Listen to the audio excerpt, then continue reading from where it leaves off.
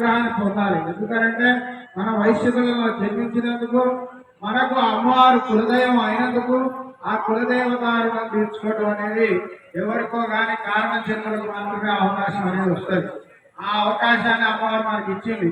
కాబట్టి వ్యక్తిగత ప్రాధాన్యత కానీ ఇంకో దానికి కానీ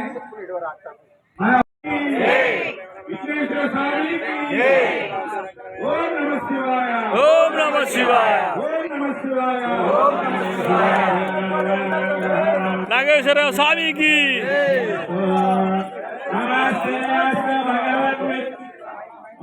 అందరూ సంకల్పం తీసుకోండి.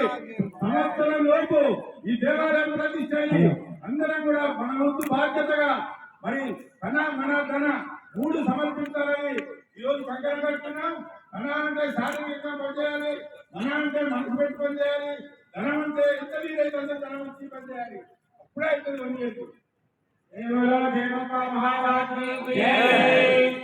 ఇక్కడికి వాసవిక జ్ఞాపనేశ్వరి అమ్మవారి దేవాలయ శంకుస్థాపన మహోత్సవానికి వచ్చేసిన ప్రతి ఒక్క ఆర్య వైశ్యుడికి వారి మాటతో ప్రతి ఒక్కరికి కూడా నేను ఏం చెప్తున్నా అంటే మనం ఎంతో సుకృతం చేసుకుంటేనే భావస్థిరాన్ని జన్మాన్ని జన్మాంతర సౌహృదాన్ని గత జన్మలో ఈ ఆత్మ ఈ రకమైనటువంటి ఆధ్యాత్మిక నేపథ్యమైన కార్యక్రమాలు నిర్వహించింది. కాబట్టి ఈ జన్మలో కూడా ఇలాంటి కార్యక్రమాలు చేయాలి అన్న ప్రేరణ గత జన్మ సందర్భంలో వస్తుంది.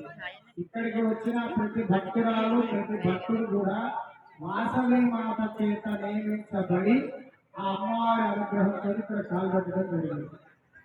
మీలో ప్రతి ఒక్కరికి అమ్మవారి తేజస్సు ప్రేరణ జరగడం వల్లనే మీరు ఈ శంకుస్థాపన కార్యక్రమానికి రావడం జరిగింది.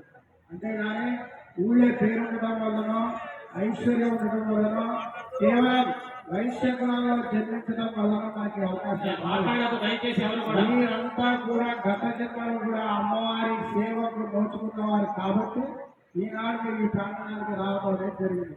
దీనికి పునాది, దీనికి ప్రేరణ అనేది గత జన్మ నుంచి వచ్చింది. అంటే మన జన్మలో కూడా అమ్మవారి భక్తులుగా ఉండాలని మనం జగన్మాత ఎట్లయితే ప్రతిసారి వేడుకుంటామో మీరందరూ కూడా ఈ దేవాలయ నిర్మాణ శంకుస్థాపన ఎంత ఉత్సాహభావంగా జరిగిందో దేవాలయ నిర్మాణానికి సంబంధించి ప్రతి ఒక్క అంశం కూడా ఇదే కట్టుబాటుతోటి, ఇదే ఐకమత్యంతో, ఇదే సుహృద్భావంతో, ఇదే సామరస్యంతో మీరు ఎప్పటికీ దేవాలయం ప్రతిష్ట పూర్ణ వాసవి మాత జై జై జై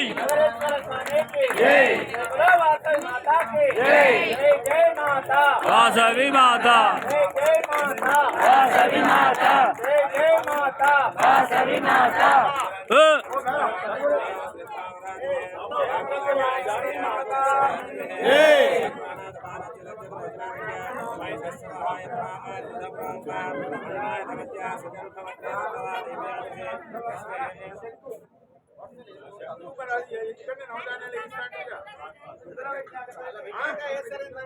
అంటే కొంచెం దూరంగా ఉండే తర్వాత చెప్పిస్తాడు.